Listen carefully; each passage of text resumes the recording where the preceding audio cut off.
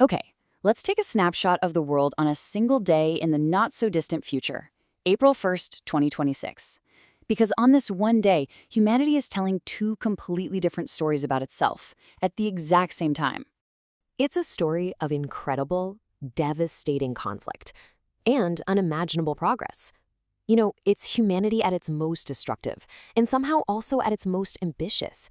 So, how can both of these truths possibly coexist? And here it is laid bare. On one side, you've got a world that seems to be tearing itself apart: wars, broken supply chains, real human suffering. But on the other, we're literally launching missions to the moon and building technologies that could redefine existence, creating wealth on a scale we've never, ever seen before. This is the big question, right? How can a species be so self-destructive and so brilliantly innovative all at once? Well, to figure that out, we've got to look closer. And we're going to start with the fires raging right here on Earth. So first, let's dive into the geopolitical mess. On this date, the world is pretty much defined by instability and the very real, very human cost of all this conflict. The epicenter of all this tension is a major showdown in the Middle East. You have several powerful nations kind of locked in this dangerous dance that's sending shockwaves all around the globe. This table gives us a really good snapshot. You can see the US hinting that its military operations against Iran could be over in a few weeks. But, and this is a huge but, the Strait of Hormuz, which is like a superhighway for global oil, is basically shut down. That's making oil prices just skyrocket. Meanwhile, you've got other major players like China and Pakistan trying to step in and broker some kind of peace. And this quote right here, it perfectly captures the friction. President Trump is essentially signaling a huge shift, telling allies, hey, if you want this waterway secured, you're on your own. That kind of move just throws a whole new level of chaos into an already explosive situation. And of course, this conflict isn't just happening in a bubble. The ripple effects are spreading everywhere. Iran is threatening to open up a new front online, targeting huge American tech companies. At the same time, the war in Ukraine is still grinding on, and new alliances are popping up, like this defense pact between Japan and France, as countries scramble to protect themselves in this, in this increasingly unstable world. It's so easy to get lost in all the high-level politics and strategy, but the real story is always about the people who are caught in the middle. And the human toll here is just staggering. Just look at this number. Over 1,200 people killed in Lebanon in just a single month as the conflict spills over its borders.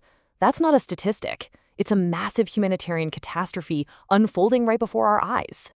And the fallout just keeps coming. For the Rohingya refugees who have already fled so much violence, their lifeline is being cut. Food aid has been slashed to just $7 a month. 7. That's the grim reality on one side of our story today. Okay, now let's do a complete 180.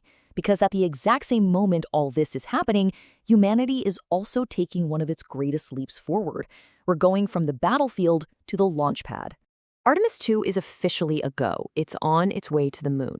Now, it's a 10-day mission, so they're not landing, but they are flying around our closest celestial neighbor. And what's really amazing here is the crew. It includes the first woman and the first person of color ever to go on a lunar mission. That is a powerful, powerful symbol of progress. And this push out into space, it's being mirrored by an equally ambitious push inward into technology and intelligence itself. And wow, are the financial markets noticing? $1 trillion. Just let that number sink in.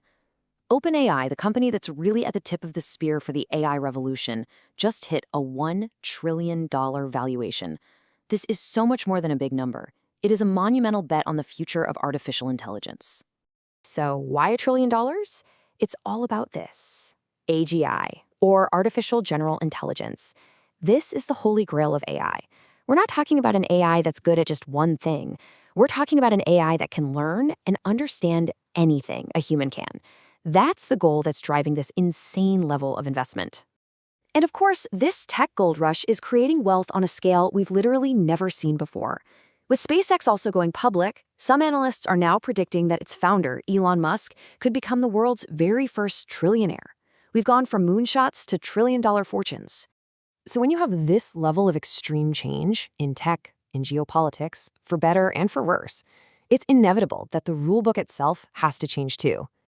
And in the US, The Supreme Court is right at the center of it all, hearing cases that drill down to the very core of what it means to be a citizen and what rights that citizenship should guarantee. I mean, it doesn't get more fundamental than this. The court is debating whether it's legal to end birthright citizenship, a policy that's been a cornerstone of American law for more than a century.